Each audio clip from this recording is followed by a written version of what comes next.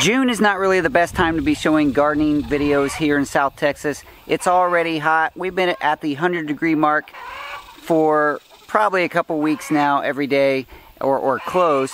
And, well, the garden's suffering.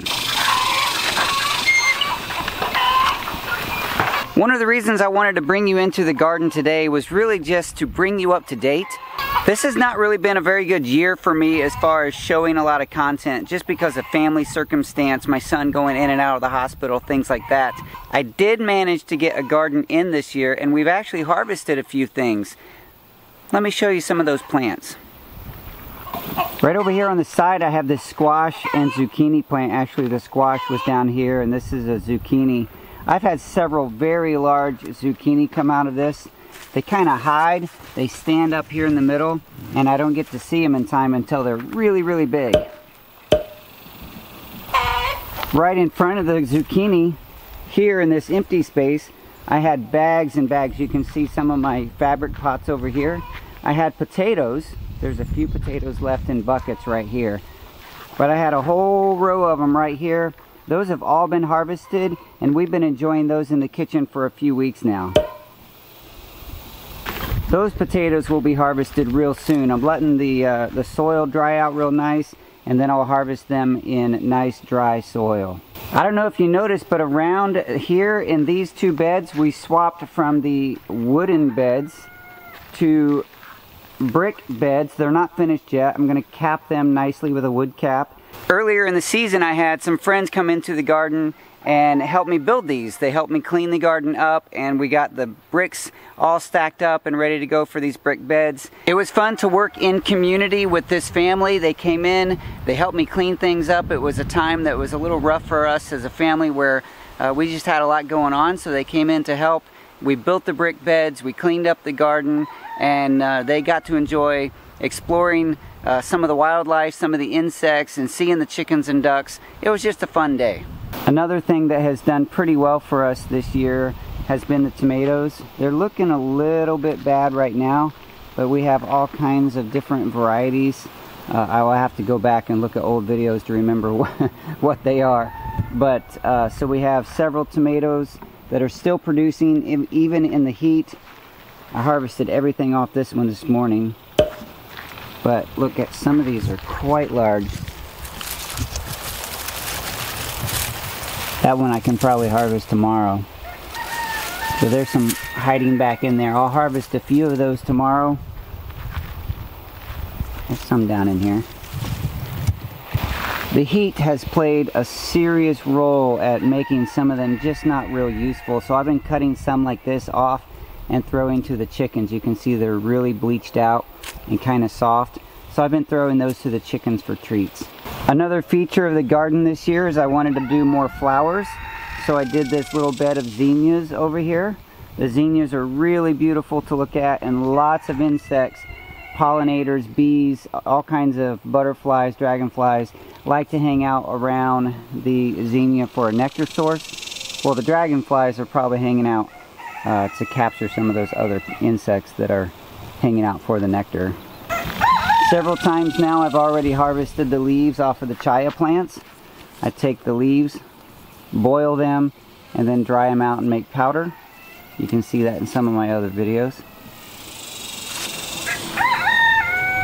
There's Thai basil and sweet basil over by the tomatoes. Some more chaya here. We have several small moringa plants that I'm using also to make powder for a nutritional supplement for our food source, for nutrients in our food. You can see this nice moringa right here. Several baby lemon trees in these pots. And a very nice lemon tree here that's got several lemons on it. Probably about 20 lemons that I'll be able to take off. In the center of our garden is the Greenstalk vertical growing system. It has been a wonderful growing system. I'll pull some of these carrots and show you what's going on in here. I have some longevity spinach growing in here. The longevity spinach is a super nutritious leaf that you eat raw, and they're really tasty. Taste kind of like a carrot or a lettuce or something like that. I like to come out to the garden and just munch a few of those every day.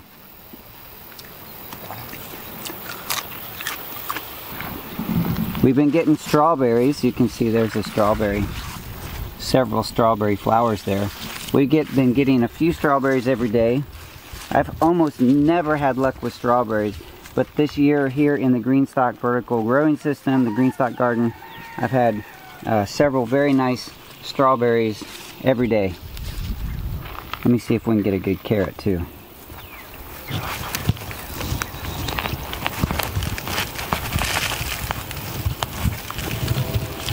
Well, that one was full of roots.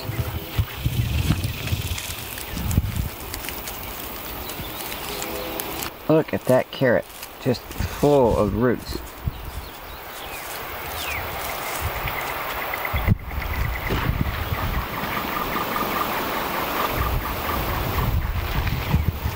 Looks like I pulled 2 out of there. I'll add those to my dinner tonight. One of the nice features of the Greenstalk Garden is the very deep pockets that you can grow. All of your plants have lots of room to grow a very nice root system, but things like carrots that need space can still grow in this tower, and it works out really well.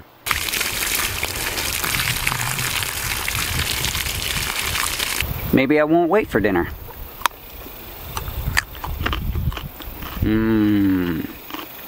Fresh carrots. The horses and rabbit. We have 1 pet rabbit and 2 horses. They all love these little bits that we don't eat. The greens and the little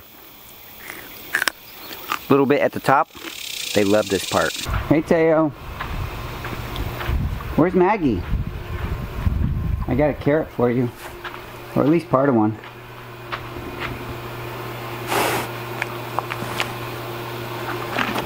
I'll find Maggie. She needs one too. Oh, there you are. Here, Maggie. She's standing under a shade tree. She's not silly.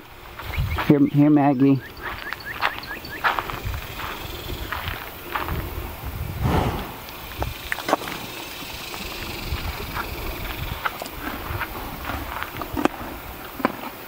Good girl.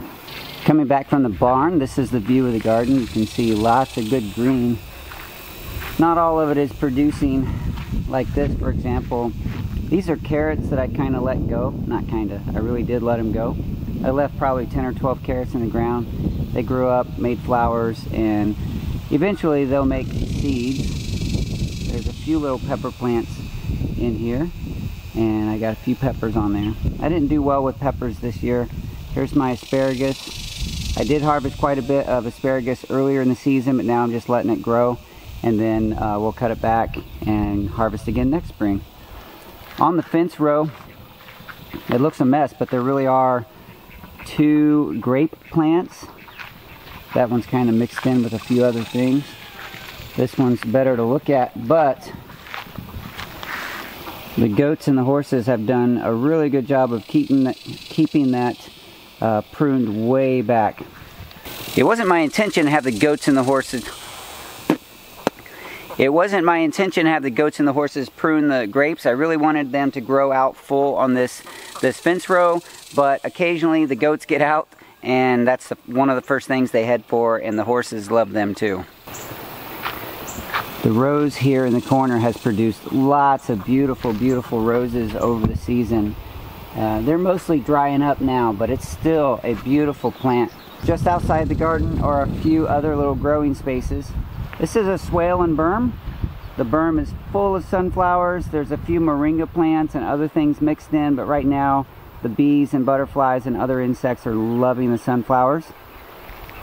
This here had produced some onions this year, and also we have some of the sunchokes or Jerusalem artichokes that are growing up there. Again, the horses come over and prune the tops of those off. Over here in front of the ducks is a tub that has done really well, producing some beautiful eggplant and also some basil. It's all going to flower right now. There's some other things mixed in there like the salvia. It's been a fun little garden. It's an old stock tank that didn't hold water real well. It holds it well enough for a garden, but not well enough to water livestock. I'm sure there's a lot more I can show you in the garden if I went into more detail, but I just wanted to give you sort of an overview of what has happened this year. It's been a little difficult for me to keep up with the garden. It's been actually a little difficult for me to keep up with life because of just everything that's going on in our family, but we're doing okay. We're hanging in there. Recently, a follower let me know that they were no longer interested in my channel because I'm only doing live shows and bee videos. They were really interested in the livestock and the gardening and the orchard and things like that. Well, I appreciate the feedback. My apologies for not getting other things done this year. It's been a challenge just to keep up with those things that I have been doing. That carrot kind of got to me there. I know that I can't please everyone. It's not my goal to please everyone. For those of you who have stayed with me or joined me recently, thank you very much for giving me the grace to step away a little bit from the channel this year as I've needed to. And I will get caught up. I love sharing this channel with you. I love being a content creator. And this channel has meant a lot to me in my life. Meeting you guys online and some of you in person has been a real joy to me. Thank you very much for sharing this time with me here in the Daddykirbs Garden. I'll talk to you soon.